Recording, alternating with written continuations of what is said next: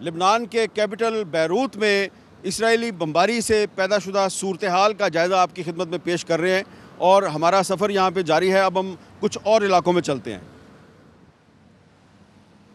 اور یہ میں آپ کو دکھا رہا ہوں کہ جو بیروت کا ساحل سمندر ہے، وہاں پر یہ سمندر کے اندر کچھ لوگ جو ہیں وہ مچھلیاں پکڑ رہے ہیں۔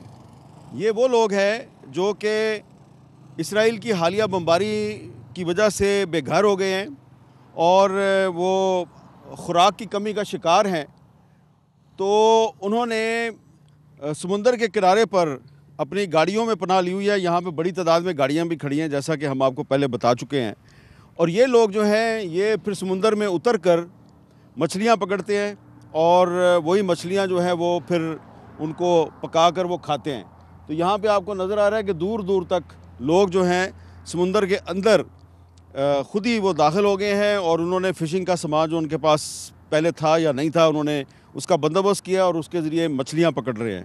تو یہ جو اسرائیل کی جو لبنان پر حالیہ بمباری ہے، اس کے بہت سے پہلو ہیں، اور ان میں سے ایک پہلو یہ بھی ہے کہ جو ڈسپلیسڈ لوگ ہیں، جو بے گھر ہو گئے ہیں، ان کی بہت سی مشکلات ہیں۔ تو ان مشکلات سے نکلنے کے لیے انہوں نے فشنگ کے ذریعے مچھلیاں پکڑ کے اپنے بہت سے مسائل حل کیے ہیں۔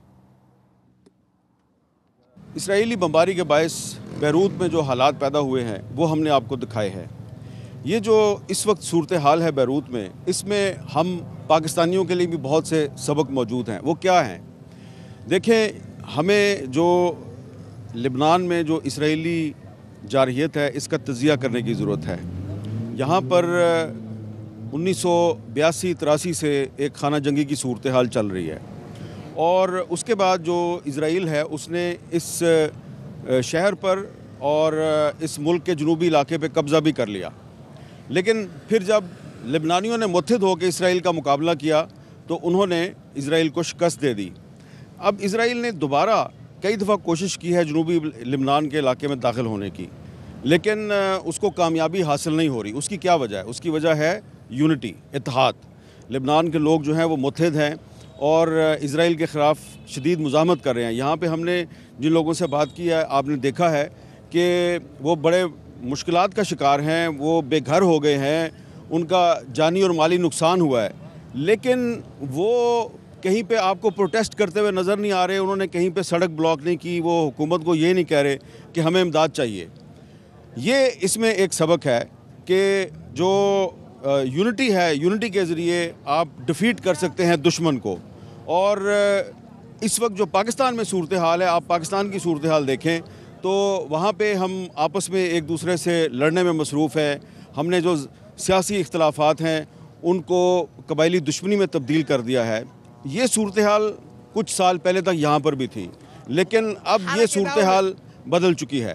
اس لیے یہ دیکھیں، یہ نوجوان جو ہے اس نے میرے گلے میں اس نے ہاتھ ڈال دیا ہے اور یہ چل رہا ہے ہمارے ساتھ، اور یہ بڑے خوش ہیں، ان کو پتہ چل گیا کہ ہم پاکستان سے ہیں۔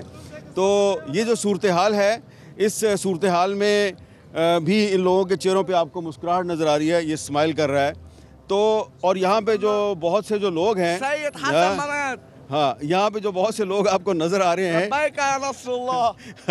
یہ لوگ جو ہیں یہ متاثرین ہیں، اور یہ بمباری کی وجہ سے یہاں پر آ گئے ہیں، اور لیکن ان کے حوصلے بلند ہیں، اور ان کے حوصلوں میں ہمارے لیے بھی ایک پیغام ہے۔ یہ متحد ہیں، اور متحد ہونے کی وجہ سے کہتے ہیں کہ ہم اسرائیل کو شکست دیں گے۔